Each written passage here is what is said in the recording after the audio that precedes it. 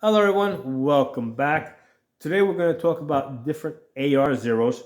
We're going to talk about a 25-yard zero, 36, 50-yard zero, 100-yard zero. We're going to do a little bit of comparison, and I'm going to kind of give you guys a different way of thinking about it than what I think is the common way to think about it. So, the reason why I pick a 50-yard zero is because it gets me close to a second zero at 200 yards. Okay, it's never exact. I have never zeroed in at 50 yards and then had a perfect zero at 200 yards. And the reason for that is different barrel lengths, different bullet weights, different scope heights over your bore, different air pressure, different humidity, different temperature. All these things are going to affect how your bullet travels. Okay, so that's the first thing I want to say. Don't expect like perfection here. Don't expect that you're going to zero in at 50 yards. You're going to get a second zero at 200 yards. Okay. What I do is I need to start someplace, so I will usually start at 50 yards. Um, and for those of you new to this concept, the way this is your barrel over here, that's your scope on top. Your line of sight is straight. That's the green line over here. Okay. So what happens is the barrel is pointed slightly up so that when you fire the bullet, it shoots basically towards the sky at a very slight angle. And then it intersects your line of sight. And then basically what we're doing here is we're picking at what distance we want that intersection to occur. Okay. So here I've picked it at 50 yards. So after it intersects it, it's going to keep rising, right? Because the bullet's pointed up. It's going to keep rising somewhere around 100 yards. It's going to reach its apex, which is about plus 4 inches. Okay. Then gravity is going to start taking over, and that bullet's going to start coming back down, and then it's going to intersect it again at 200 yards. Okay. Now that's not going to be perfect.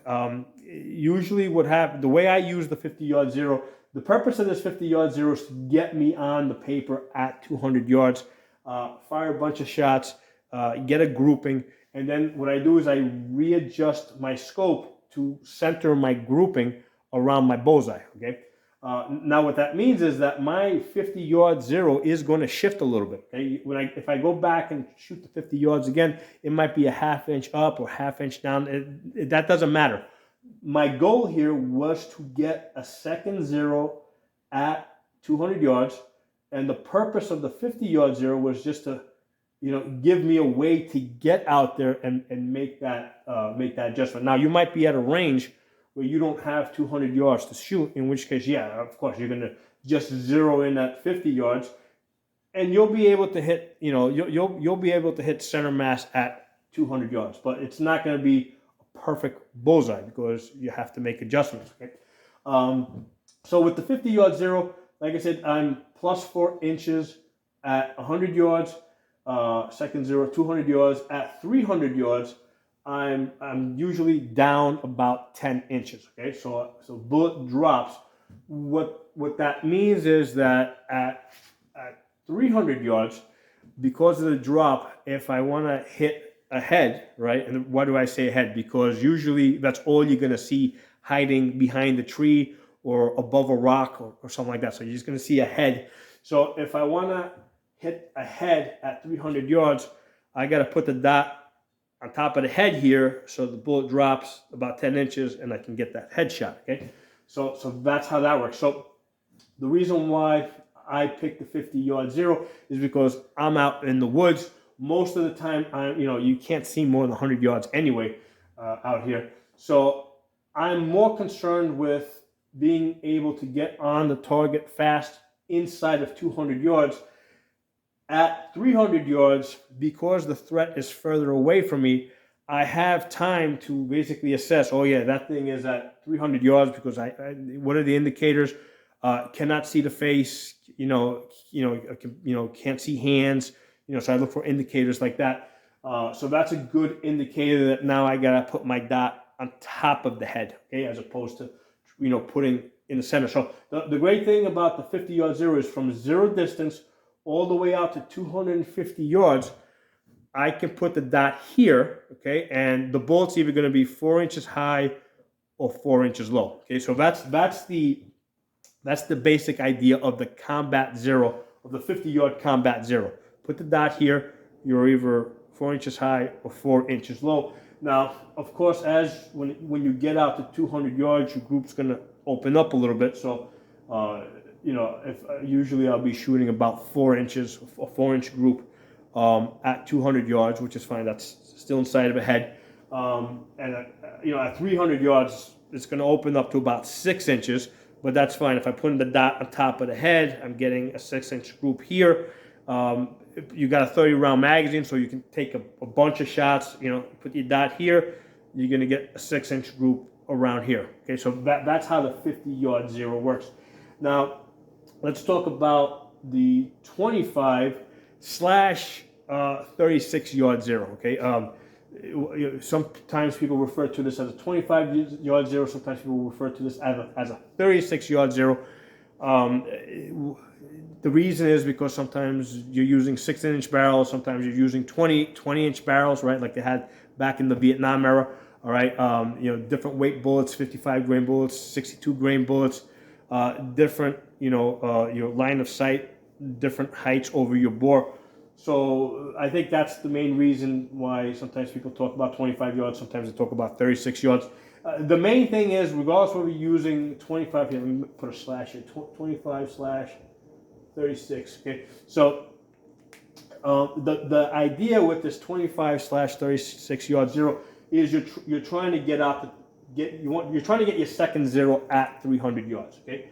So again, at 300 yards, of course, your grouping is going to open up to at least 6 inches, right? Unless you have like a precision rifle, match grade ammo. But let's assume that you're just shooting, the regular stuff. So you're going to get at least a 6-inch group, most likely 8-inch group. So you want the center of that 8-inch group to, come in at 300 yards around your bullseye. Okay, so you're going to use either one of these zeros. Doesn't matter whether you start off with 25 yards, 36 yards, 30 yards. It doesn't matter, make a difference. Or either one of these is going to get you on the paper at 300 yards so that you can make your adjustments. And sometimes people talk about meters too, so that confuses things even more. But where we're using 300 yards or 300 meters, either one of these will get you on the paper, and then you can make your adjustments. And after you make your adjustments, again, your zero back here is going to shift, right? So let's say I'm doing a 36-yard zero. It's going to move up half an inch or down half an inch. That doesn't matter because, again, if you're putting the dot here, it doesn't matter if you're here or here. You're still, hitting within the head, okay? So that's the main thing I'm trying to convey here with these zeros. It doesn't, the first zero, whether it's a 50-yard zero, a 25-yard zero, or a 36-yard zero, the purpose of the first zero is to get you on the paper so you can zero in your second zero. Okay. Now with the 25, I'm just gonna go 25 300 zero. The barrel is pointed up at a more aggressive angle, right? So, because of course your zero is a lot closer. So what that means is at 100 yards, you're going to be about 10 inches high, right? So because you're 10 inches high, if I've got that 25-yard zero, I have to put my dot here so I can hit here, okay? Right, because you're high. So this makes a lot of sense if you're out in the desert, right? So if you're out in the desert, in that type of environment, you can expect that you're going to be engaging at longer distances because you can see further, right? So what's going to happen is you're either engaging at further distances or you're doing CQB work, in which case, so you're concerned with really close or far away. You're less likely to be engaging at the medium 100-yard distances, right? Whereas where I'm at in the woods, I'm not likely to be engaging at 300 yards because I can't see past 200 yards. Sometimes I can't even see past 100 yards. So that's why I use the 50-yard zero. Okay? Out in the desert, I'm more concerned with getting that second zero at 300 yards. And it doesn't matter whether you use 25 yards or 36 yards. I think if you're using a 20-inch barrel, you go with 25 yards. If you're using a 16-inch barrel, you go with the or is it reverse? I think if you, hold on, I don't know. I don't use it, so I don't know. But you're going to have to experiment with that. That's something that you're really interested in. If you're using a 16-inch barrel, you're going to have to use one of those. If you're using a 20-inch barrel, you're going to use the other number, okay? And if you're not sure, like I am not, I would probably split the difference and go to 30 yards, okay? I would probably shoot 30 yards, okay? So I can get on the paper at 300 yards, right? And it will get me on the paper, right? It might be the very bottom of the paper, or the very top of the paper, but it'll get me on the paper. And then I can adjust to center my group around my bullseye at 300 yards, and then wherever that ends up readjusting back here, it doesn't matter. What does matter is with the 300-yard zero, I got to know that my apex which is around 100 yards, right? Somewhere between 100 and 125 yards. But around 100 yards, I'm going to have my apex, and I know that's going to be about 10 inches high, which means that I got to put my dot below the chin in order to get a headshot, okay? So that's the important thing to know with this 300-yard zero. And like I said, if you're in the desert, this makes a lot of sense. I'm not in the desert, so this doesn't make any sense to me. If I was to move to the desert, I would definitely use that. But since I'm in the forest, that's what I'm using. I'm using the 50-yard zero. I'm only 4 inches high at 100 yards, which is the distance that I'm most likely to be engaging at. Put my dot here. I'm hitting up here somewhere. Works great. The 100-yard zero, okay, is typically what's used with a precision rifle or a precision scope, right? So you can take an AR, you can put a scope on it that has like turret dials.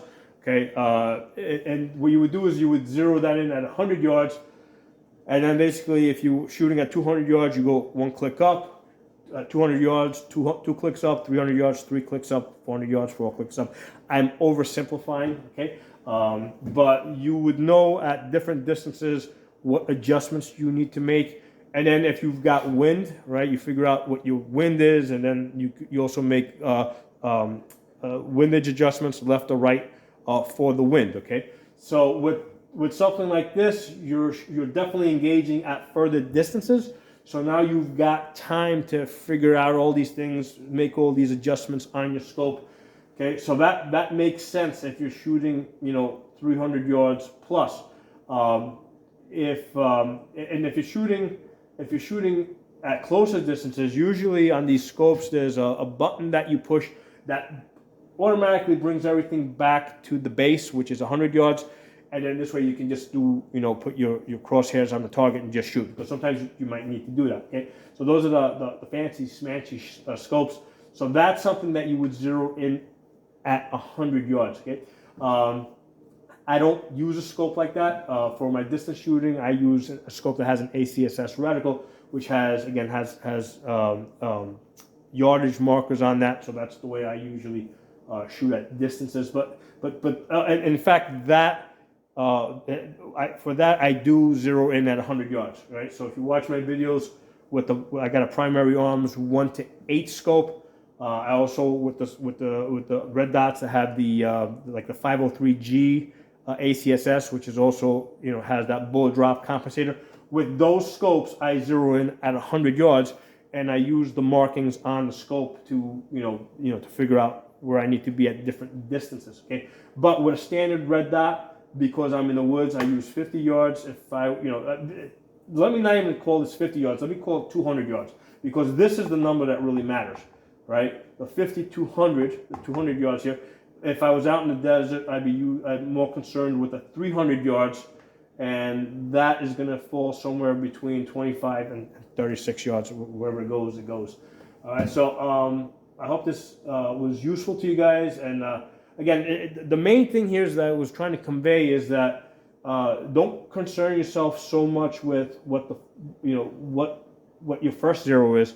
Be more concerned with what your second zero is. The purpose of the first zero is to get you to your second zero. But it is convenient if you're at a range where, let's say, you want to be at 300 yards, but you don't have 300 yards to shoot, right? Because let's say you're, let's say you're planning to travel someplace where you will be shooting at 300 yards. But yeah, it makes sense to zero in at 25 yards. So when you get to the other place, you can, you can fine tune this for, for the 300 yards. Okay, so hope you guys enjoyed the video. Any comments, put them in the comment section. Make sure you guys are following me on my uncensored platforms. I have Odyssey, channel name over there is Pocono Tactical, and I'm also on Rumble over there. I am Pocono Guns. I'm also Pocono Tactical on Gunstreamer and HugeTube. And on YouTube, I also got Absolute Guns, Pocono Shooting, and Safa. So I'm all over the place trying to stay ahead of the censors. I'll talk to you all soon. Oops, hit the camera. Yeah, let me give you guys a zoom in case anybody wants to take a closer look at that.